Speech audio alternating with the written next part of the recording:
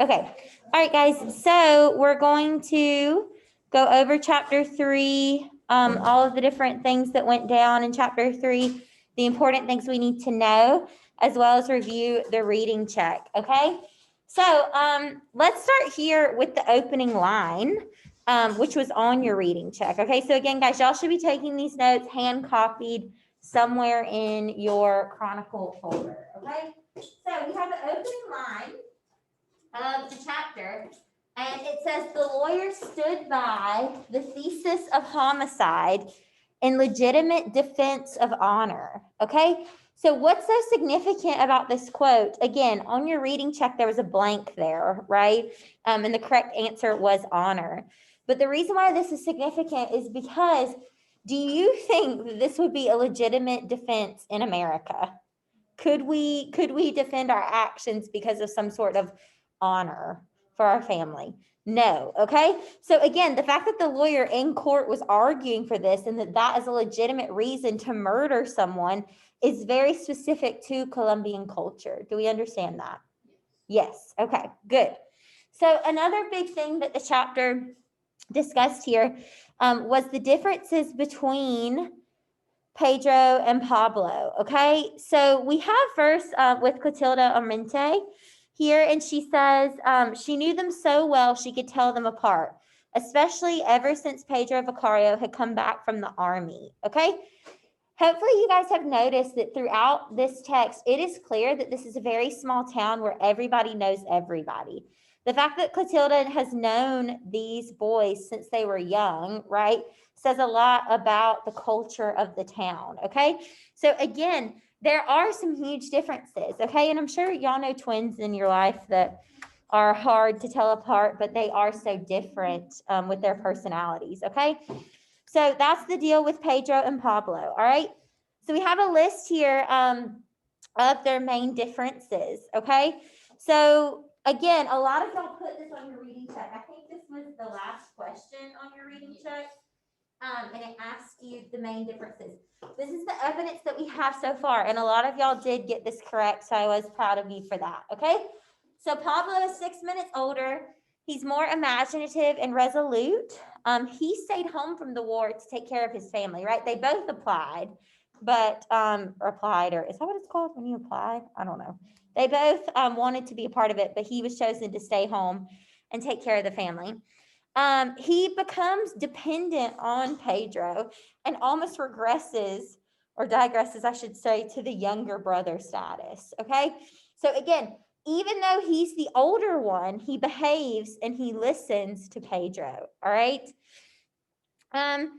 He has assumed command after the knives were taken the first time. So the butcher knives, right, are taken from them, Pedro and Pablo. And Pedro, right, is the one who originally made the decision to kill Santiago. But once the weapons are taken, is it the colonel that takes them? Or the mayor? Okay. No, I think there's two different people in that. Again, I'm not going to ask you about exactly who. Some sort of law enforcement, right? Someone important takes it from them, takes the butcher knives the first time. So again, originally Pedro is the one who's like, we have to do this. We have to defend Angela's honor.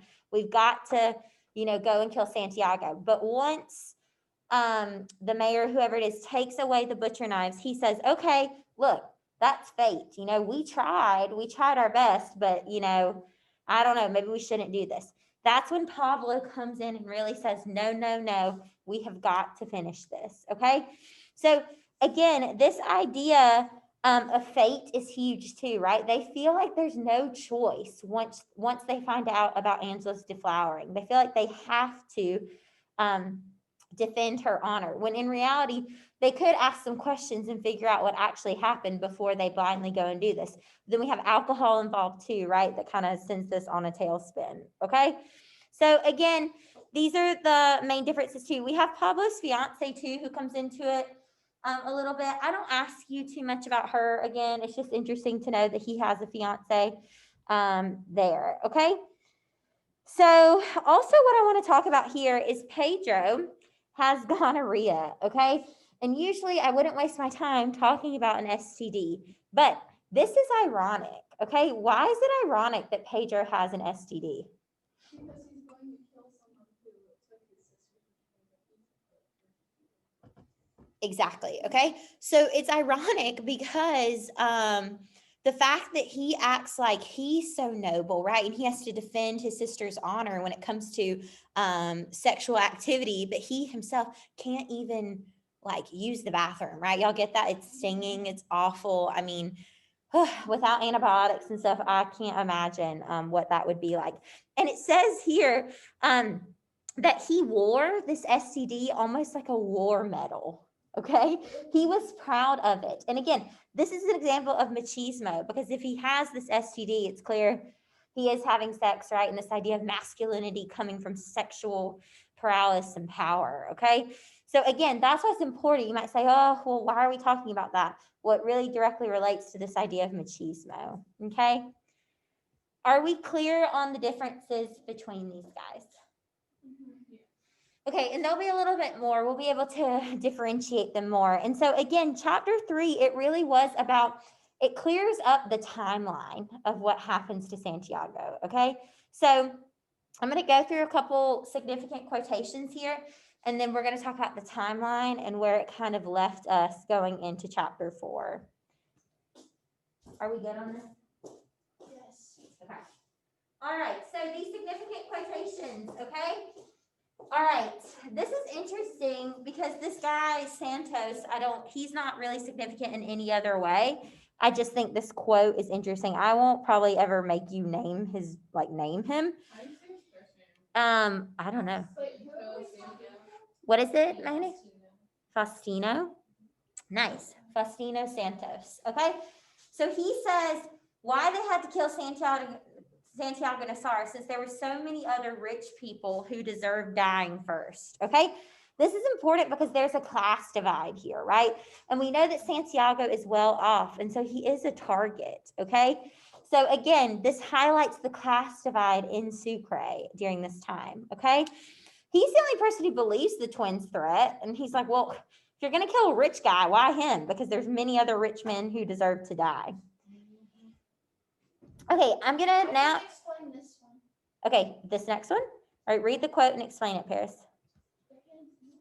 A falcon who chases a warlike crane can only hope for a life of pain. Nice. Yes, I'm ready. Audencia's mom, right, says this. I don't think so. Oh, the narrator says about. I read it. The narrator says this about how Santiago likes Maria, and he's saying that you can't chase like love because it's not going to work like that. Yeah. Okay. Good. So, That's good. it says I warned him. So this is what's so interesting. I need to tell you about what is her name? Maria. Okay. Maria, do y'all pick up on the fact that she is a prostitute? Do we understand that? Okay, good. And it's interesting because it seems like she's taken the virginity of a lot of the young boys, right? Because they probably go to her as a First timer. coming of age. Yeah, it even says it was she who did away with my generation's virginity. She taught us much more than we should have learned, but taught us all about that there's no place in life sadder than an empty bed. Okay. It's interesting because her and Santiago Nassar have a bit of a mutual, almost love for each other and respect. He ends up getting in trouble, going to her so young, but she keeps this respect. Our narrator is also in love with her. Did y'all pick up on the night that Santiago is murdered? He goes and sleeps with her that night. Okay. So again, she's important because she's kind of the glue between all of these men and they're all kind of sleeping with her. But it's interesting how they do seem to respect her in a way. Okay. This is the last significant quote, which I forgot to bold here, but this is super important. And we're going to talk about this so much more when it comes to irony. Okay. Did y'all pick up when the narrator said, my sister, the nun, who wasn't going to wait for the bishop because she had an 80 proof hangover? Why is that ironic? Yeah, and the nun's not going to go to receive the bishop, right? So it's like no wonder why the bishop didn't get off the boat. Okay, there's something about this town that's unholy. There's something about this town that he doesn't want to touch. And we have evidence of this between them all sleeping with each other, them all getting drunk, them all, kind of allowing this murder to happen, almost as if it's like, I don't know if y'all have heard the story of Sodom and Gomorrah and things like that. It's almost like this is a town of sin, okay? And the bishop not getting off the boat in chapter 1 is symbolic and foreshadowing of that. Does that make sense? And we're going to talk more about that later, okay? So again, I said ironic, a drunk nun. What does the bishop not getting off the boat say about the town? Okay? All right, last thing here is the timeline of events. Okay? So after the wedding, this is what happens. They all go back and are drinking at Maria's place, right? Like out in the courtyard, okay? Yeah, this is like all the timeline of events we get, okay? So they're all drinking together. And when I say all, that's Santiago and the narrator and all of their friends, right? Cristo Bedoya, all of that. And we'll get into that in a second, okay? So again, after the wedding, they're all drinking together. Then they go to the widower's house, right? That Bayardo has purchased for them because they think the newlyweds are inside consecrating their marriage. What they don't know is that, and probably during that time, Angela's being walked home, right, to be returned. So they're singing to an empty house to celebrate. They're drunk. They walk there to celebrate it, okay? Afterwards, after they're done doing that, that is when Santiago Nassar walks home with Cristo Bedoya, and we're going to talk a little bit more about him, to get an hour of sleep before the bishop arrives because he wants to be able to sleep, change into his nice clothes, and go and see the bishop, right? So again, and then during this time, what are Pedro and Pablo doing? Yeah, well, they're getting drunk at Clotilda Armente's, and they're doing all these things, right? They're going and getting their knives a couple of times. They're drunkenly trying to figure this out. So we have two different timelines. Also, one thing I want to say here, did you notice how many times the rain has been mentioned throughout like chapter 3 and from the beginning? Nobody's stories add up, right? No one can agree if it was a clear night or a rainy night, a rainy morning, a sunny morning, okay? So again, we don't really trust this narrative, okay? And then of course, Santiago is woken up by Victoria Guzman, and this is important because we know that she has been told, right? Because Clotilda Armente sends the beggar to go and tell, right? Because there's a beggar begging for milk, and she tells her, go and tell Victoria that people are coming to kill Santiago. And Victoria goes and wakes him up, and does she say anything? No. She leaves the door unlocked, doesn't she? Yes, and we know all that. So do y'all see how it's out of order, all the things that we found out? Because we found out more about kind of what happened that morning in chapter 1 and 2, and now we're getting what happened through the night. So the irony that this is a chronicle, that we're moving chronologically, is not true. Okay? All right, good. So are we clear on all of this? Yes. Okay. Well, let's finish really quickly going over the reading check, okay? So we had number 1 there. I've already reviewed that, the idea of honor. Okay, number 2, the butchers. So it's all about, this is when you sacrifice a steer, you don't dare look. Oh, I'm sorry, that's number 3. Number 2 is explain why the narrator describes Santiago's death as there had never been a death more foretold. Okay, it's obvious because we have evidence that every single person in the town knew he was going to die, right? Number 3, y'all, the significance of the fact that they name their hogs, right? And then butcher them and eat them and sell them and do all those things. It shows that they have a lack of empathy. If they can do that to an animal, an innocent animal, they're going to easily be able to do it to a man, okay? So again, that's to show their lack of empathy on number 3 was the best answer there. And then, of course, they name their hogs after flowers. Number 4, this is ironic because what is the phrase that Pedro keeps repeating whenever the twins are asked why they had to kill?